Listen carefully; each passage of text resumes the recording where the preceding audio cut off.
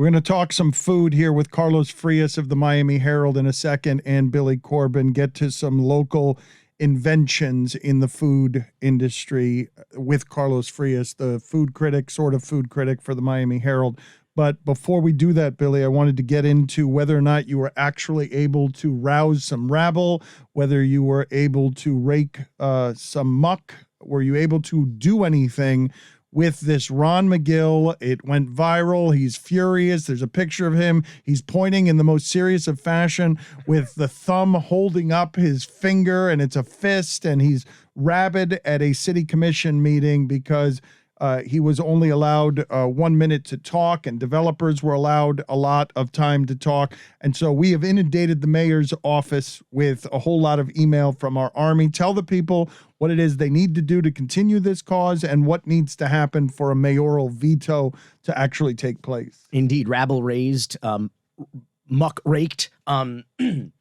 Yeah, I mean, Ron pissed a lot of people off inside and outside the commission, the county commission. And now I think the mayor's received about over 2,500 emails from savecalusa.good.do. And thanks really to you and to Ron. I think she's getting inundated. Now, yeah, they're coming from all over the country, but preserving wildlife and our natural resources is not uniquely the interests of the community. It's the interests of the entire world. And I think the mayor, this is Danielle Levine Cava, the county mayor of Miami-Dade.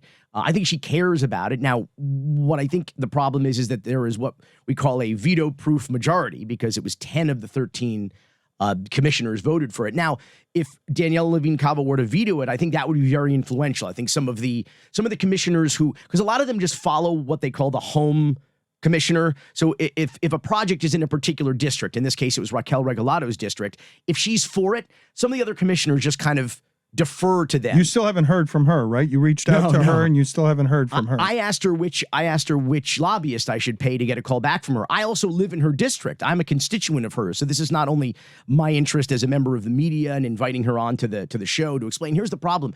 There is no legitimate explanation for this. Ron told us last week on the show, he said that no one spoke up in a way that indicated why there is a pressing need for this or why there's a community desire for this. There is in fact not. The people of Miami-Dade, the people of this neighborhood, have not been listened to at all by their government. They've been totally ignored. Danielle Levine Cava, the mayor, has a chance to hear them and to respond to them. Now, even if her veto is ultimately overturned, I don't think that's an excuse to not do the right thing. Meaning when she was a commissioner, in fact, she voted against allowing this covenant to be lifted and them to bulldoze this Parks and Recreation area, which is supposed to stay Parks and Recreation. They have now declared it, as of this vote, for high density development. I mean, talk about night and day. Talk about polar opposites. They literally go from, this is in the master plan of the county, this is a covenant from 1967 that's supposed to last 99 years, to be Parks and Recreation, open air, green space. A covenant sounds more sacred. When the word covenant, makes it feel to me like we're really disrespecting something that should not be disrespected. For money. That's the truly cynical part of it, is that it's all for money. You send a message to developers that, well, if you just pay off enough people, that in government, outside of government, neighbors, divide and conquer, pit communities against each other, that you're going to ultimately win the day, that the county commission is just going to let you get away with this.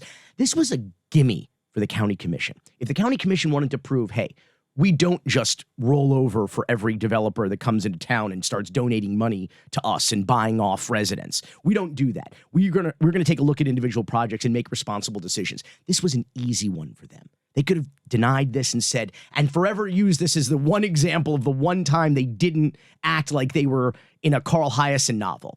And they blew it. They totally blew it. I mean, I'd be writing all of them and telling them shame on them. But for the moment, I mean, if you're, the battle was lost, but not the war. You have to fight these things one battle at a time. And the best thing we can hope for now is that Danielle Levine Cava, the mayor of Miami-Dade, will veto it. Will use her power as a strong mayor and her veto pen. Tell the people again make this as easy as possible for them. And I'm going to tell the audience right now, if you want to help Ron Magill, something he cares about, the animals and Miami. Ron Magill tends to be on the right side of these things. If you've gotten Ron Magill to righteous indignation, you have probably done something really wrong. So if our listeners want to support Ron Magill on this cause, how can they do so? By contacting the mayor directly. You go to Save Calusa, SAVE, Calusa is the name of the neighborhood, CALUSA, savecalusa.good, GOOD.do, D-O, savecalusa.good.do. Takes 60 seconds, right, to fill. You don't. 30 If you don't even want to write the letter, it's written for you. If you want to add anything personal, you can do so there. But you can just do this in 30 seconds. There's a button right on that page. You can't miss it. It says "Send my email to Mayor Cava," and you should. And listen, my resting mood is pissed. His righteous indignation. Ron is a lot mellower than I am about most of this type of shit. And so you know that if he's worked up, and his credibility is unassailable. This is not a guy that goes out on a limb on stuff and like he's this. fighting a whole lot of people. This is not an easy thing to do, and it's a bit dangerous to do, given that he is employed in a precarious situation where people usually don't speak like this. He's an employee of the county. He literally went to effectively his bosses in the elected officials of Miami-Dade County. He is an employee of Miami-Dade County at the county zoo. And they told him to shut up after a minute. Yeah, well, he would argue after 58 seconds that he had 2 seconds left on the clock. But he went on his own time. Even when we did the podcast last week, he had an opening for 30 minutes for lunch, and he made sure that because he's not allowed to politic or do any of this or express his opinion on the county's time. He can only do it on his time, and he's done it, and he's still doing it. And he did a great interview with the Miami New Times, and I think that it scares the government in the best possible way to know that somebody like Ron Magill is watching them, and the best way to remind them of that and indicate that to them is this glut of emails that the mayor is receiving right now. On to more important matters that don't have anything to do with saving the environment, but instead rather devouring anything that's in the environment. Billy has wanted to talk food with Carlos Frias, the man who has been very public in certain opinions on food that are controversial. And so we want to let him have it here. Here's Carlos Frias. This is a giant food week. You need only look at me to know that I like giant food. So I am all for a giant food week. Carlos Frias is a food critic of the highest order locally, and Billy wanted to ask him an assortment of food-related questions, cultural questions. So have at it, Billy. Where do you want to start with Carlos? Thank you for joining us, Carlos. I put the ass into assortment. Carlos is not really what I love about Carlos in his writing. Is that I don't know that he's a food critic per se. He rarely, if ever, writes reviews, restaurant reviews, which is, I guess, what you'd expect from a local paper's food writer. He writes about food culture and food history, of which Miami is rich in. And for his articles alone is reason enough to subscribe to the Miami Herald. Carlos, thank you for being here. And I want to jump right out with some controversy because you have been a war reporter embedded on the front lines of the decades-long Cuban sandwich wars here in the state of Florida. And there's a lot of people listening all over the country and all over the world who have no idea what the hell I'm talking about right now. So could you please explain what the Cuban sandwich wars are? All right. For as long as people have been eating Cuban sandwiches, they've been arguing about who invented it. Now, like Tampa has not only staked a claim, they included it in their charter or something that they invented the Cuban sandwich. Bullshit. That Tampa did not. Tampa did not. The Florida of Florida. Tampa did not. Yeah. Tampa's got stories. They just they incessantly come out with this point that, heaven forbid that an actual Cuban in Cuba invented a Cuban sandwich, right? But Tampa invented it. They put salami in it and it said, we invented the Cuban sandwich because we put salami in it. No, you made a salami sandwich. This is a scandal. Because a Cuban sandwich that's not how you eat a Cuban sandwich. Right. It's all wrong. This is the scandal. The Tampa Cuban sandwich where they claim to have invented the damn thing. What the hell is salami doing in a Cuban sandwich? Well, it's salami from the famous city of Genoa, Cuba, obviously, is what you had. It doesn't make any sense in the world. A Cuban sandwich is First of all, on Cuban toast, it is roasted pork, ham, mustard, pickles, and Swiss. That's it, basically. That's right? it. That's it. That's it. No salami. Yeah, that's it. No salami, no friggin' salami. Now, I mean, like, okay, I have a buddy of mine who's a food critic in Tampa, and he's co-written this book that's coming out next year, and he says he's from Tampa, and he says that that Tampa is not the originator of the sandwich. Big surprise. And that he will reveal at a later date a city that has not been discussed. That is the originator of the Cuban sandwich. My bet was going to be Havana, perhaps? My bet would have been Key West. The idea was, though, that where Cubans first settled, though, when they came to Florida, Tampa was a major center of the Cuban community early on. And so it's not inconceivable that someone did come here. And here's the problem with Carlos, though. Carlos thinks everything is a sandwich. He caused quite a stir on Twitter some years ago by basically declaring every day, including a friggin' Pop-Tart, a sandwich. A hot dog sandwich. as well. Yeah. Hot dog sandwich. Throw 'em out. Pop-Tart sandwich. Empanada sandwich. Come on. I mean, it's a hot food pocket. sandwiched It's a hot inside. pocket. Come on. Hot pocket's a sandwich. Oh, fuck, no. No, it's wrong. It's not a No, sandwich. Empanada is not a sandwich. Everything This No, is- empanadas is 100%. Okay, let me go here. Did you guys ever have those PB&Js that were like crimped on all the way? Are all you the just way doing around? anything you hold like a sandwich is a sandwich? Is that what you're doing? I mean, I could turn it. I could turn it, and then it'd be a sandwich. Look, I'm serious. The PB&J sandwich with the crimped edges. You know, the millennials know what I'm talking about, and the kids, like, that's a PB&J sandwich. Now, once you crimp those edges, that's just a cold empanada. And once you've accepted the empanada into your heart as a sandwich, then everything with enough confidence can be a sandwich. So. It's not a sandwich. Maybe it's a sealed pita pocket. It's not pitas are not sandwiches. Is a pita a sandwich? 100%. Pita, 100% a sandwich. Get out of here. That's not a sandwich. No, I feel like I want to hand him a knuckle sandwich. That's one of the sandwich. Also a sandwich. Also a sandwich. Not as delicious. Not as delicious, but definitely a sandwich. Okay, so there has actually been legitimate scandal in the Miami food world this week, and of course it has to do with some carpetbaggers because like that's all we're getting these days is people who treat Miami like the sixth borough here, and so obviously there's restaurateurs from New York flooding this market constantly, and there was a market for them, meaning there was a time when if you couldn't cater to locals or the locals had no interest in your business, you weren't going to survive year round, but that's not necessarily true anymore. And there's a restaurateur, a chef, I think from Israel originally, who has extremely popular restaurants there. A term that you used in Twitter that made me want to punch myself in the face. What was it? Clubstaurants. Clubstaurants is what he runs. I just, God, I want to just If that walk doesn't into the send sea. shivers down your spine, then, you know. Look, man, I like clubs, a club sandwich. I like clubs. sandwich. I like clubs with sandwiches. If you're going to add sandwiches to my life and make it a nightclub, you can make it a clubstaurant. That's fine. so Like, what's wrong with that? So this guy is opening Miami Outpost. Is that the proper restaurant terminology? And he posted to his Instagram feed where he has a pretty considerable following.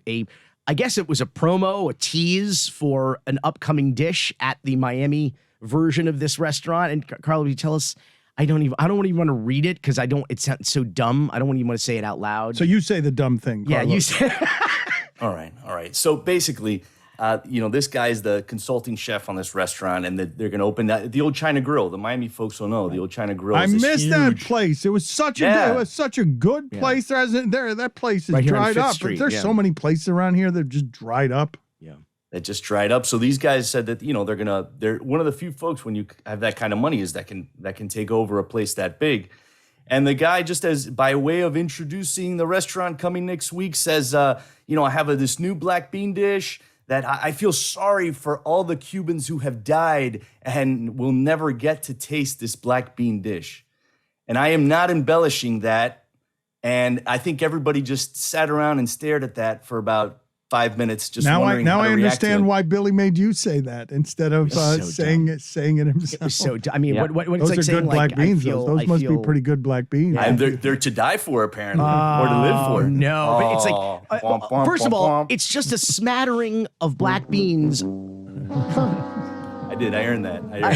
I was angling for that. Smattering of black beans on a bed of lettuce with like, first of all, the hard-boiled egg is an innovation. Anything with a hard-boiled egg, I love, but he literally said he felt bad for, I mean, I don't even be like, it's like, I'm sorry, you know, that I got it. That Cubans had to die without getting to taste my black beans. I got it the way he explained it. I'm sorry that the Holocaust happened because they'll never eat my gefilte fish or whatever the hell crazy shit. So now he posted this publicly. I'm glad you said that because that's what I thought. I'm not glad anyone said any of these things. No, you're right. It's true. It's true. Let's all back up. It's terrible. Now this guy is famous for like inventing the question mark. What is he? This guy makes like outlandish. He makes like outlandish claims. This guy and sells a $24 tomato at his restaurant. So this already like the douchebag quotient is strong in this one. But like what does he claim he invented?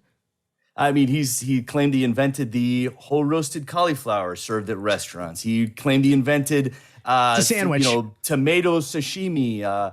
Like a bunch of things that, like, you know, I remember I was reading a New York Times story, and the very last line is he apparently serves great pita bread and he does not pretend to have invented that. So, what is tomato sashimi? Is it just slices of tomato?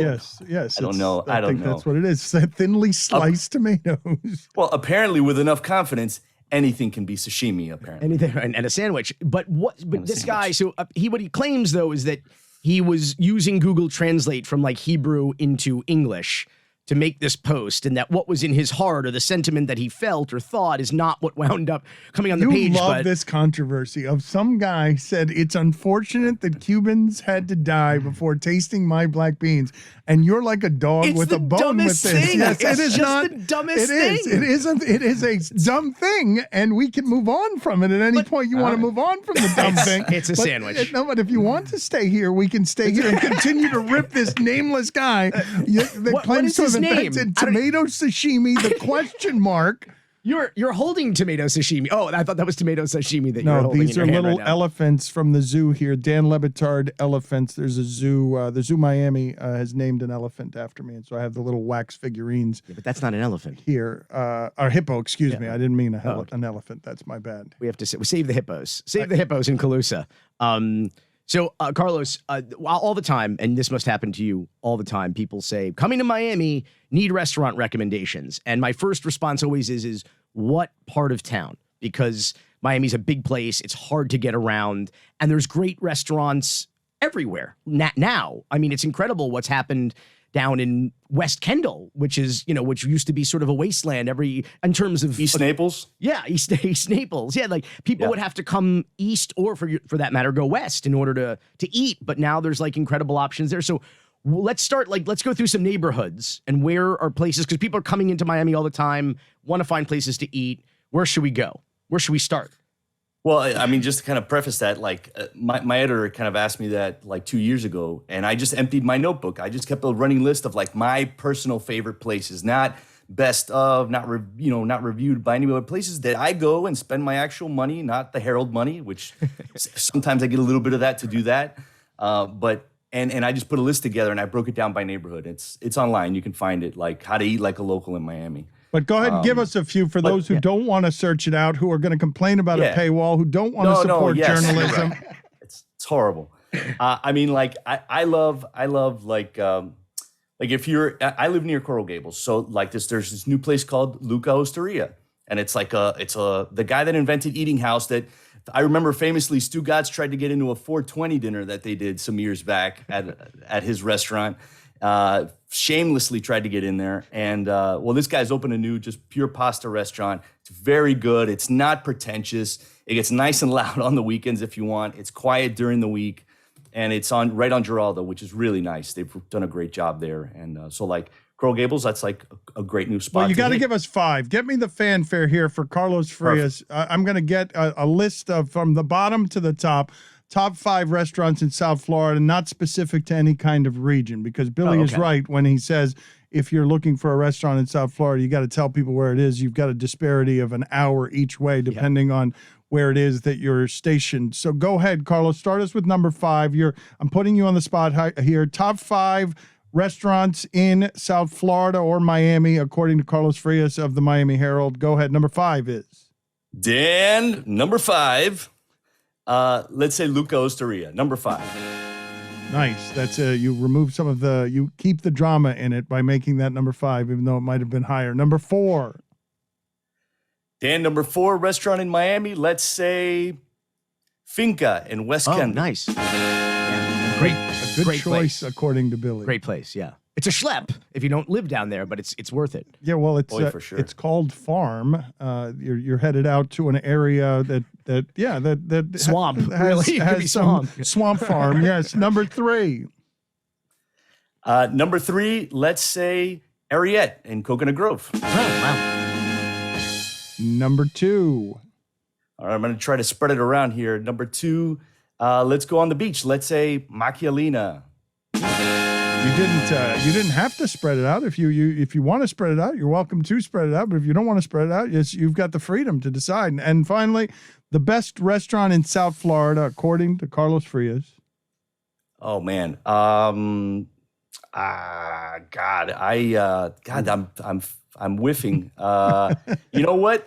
El Mago de las Fritas on Calle Wow. Just if you love French fries. El Mago de las Fritas makes something that you can only find in Miami, which is a Cuban hamburger. You can't find it anywhere else in the country. You can't even find it in Cuba anymore. And Mago and Rey de las Fritas make 2 of the best, like iconically 2 of the best. And Mago, I have a preference for them because they're nearby. Well, tell people what the difference is between an American hamburger and a Cuban hamburger.